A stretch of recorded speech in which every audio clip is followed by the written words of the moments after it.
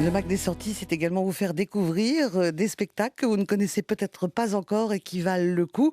Voici un magicien pas comme les autres. Son prénom, c'est Clément. Bonjour Clément. Bonjour. Ça va bien Clément? Ça va très bien. Zigo Magique et Clément le magicien à la Comédie de la Passerelle dans le 20e arrondissement. Vous êtes le premier one-man show pour les enfants. C'est incroyable ça. C'est incroyable, mais oui, non, enfin, disons que c'est un one-man show, mais bon, tout le monde connaît le one-man show. Disons que pour les enfants, c'est vrai que j'avais jamais vu ça ailleurs. Non, moi non plus. Voilà, c'était le côté un peu sympa. Alors, le côté sympa, c'est que vous avez un langage différent ou vous avez une attitude différente sur scène. Disons qu'en fait, on voit beaucoup de spectacles de magie avec une histoire et tout un tas de choses. Alors c'est souvent très bien. Ah oui. Souvent, voilà, il a découvert la boîte magique de son grand-père dans le grenier, etc.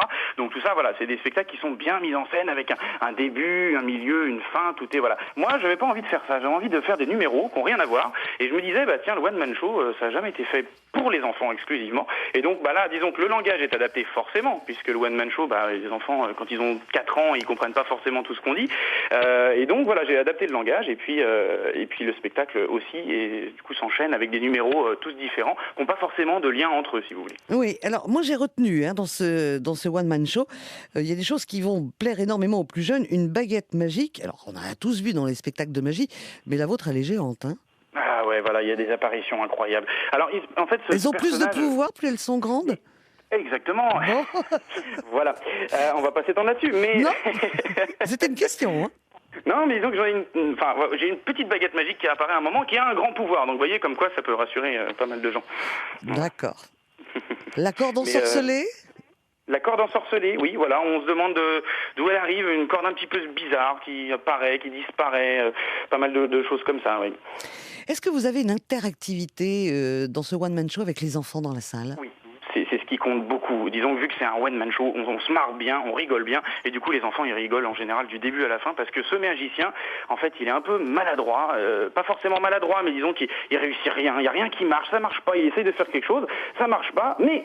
Bon, grâce à l'aide des enfants, à la participation des enfants, à la fin on se rend compte qu'au final, pouf, ça a marché, heureusement, on a eu de la chance. Mais c'est vrai qu'au départ, c'est pas gagné, quoi. Il y a pas mal de choses qui se cassent, d'autres choses qui tombent, mais au final, à la fin, on y arrive toujours et c'est ça qui est important. Ouais, et à la fin, les enfants rentrent à la maison avec les parents en pensant que eux ont capté un peu de votre pouvoir puisqu'ils vous ont aidé. C'est ça la magie finalement. C'est un petit peu magique, c'est comme ça. Mais c'est quand vous parlez des parents aussi, les enfants rentrent avec les parents, mais les parents sont aussi contents, parce qu'ils se marrent bien, les parents, parce qu'ils viennent me voir à la fin du spectacle en me disant « Mais en fait, je pensais que c'était pour les enfants, mais qu'est-ce qu'on s'est marré ?» Voilà. Donc il faut savoir que les adultes peuvent venir aussi voir ce spectacle, puisque c'est très participatif, très interactif. Du coup, voilà, ils se marrent bien, ils retombent en enfance, et c'est ce qui compte, je pense. Moi, j'aime beaucoup le côté zigo magique, c'est-à-dire que c'est magique et on rit tout le temps. Et voilà. Oui, voilà, entre les zygomatiques, les muscles de la joue, et puis zigo magique. Zigo magique. Merci beaucoup Clément. Je rappelle que vous êtes à la Comédie de la Passerelle, dans le 20e. Comme c'est pour les enfants, on va vous voir à quelle heure ? C'est du 8 janvier au 2 mars, donc on a le temps de venir me voir, mais c'est les mercredis et les dimanches, et tous les jours des vacances scolaires. Alors il y a des horaires un petit peu particuliers, c'est 14h d'une manière générale, et puis le dimanche c'est à 11h, mais uniquement en janvier. Le reste ça sera à 14h15, donc le mieux c'est d'aller voir soit sur mon site clémentlemagicien.com, soit sur le site directement de la Comédie de la Passerelle que vous trouverez sur internet, sans problème. À l'heure de l'apéro ou de la sieste, 11h, 14h, choisissez votre jour. Merci Clément pour votre bonne humeur. Merci à vous. À bientôt. À très bientôt. Au revoir.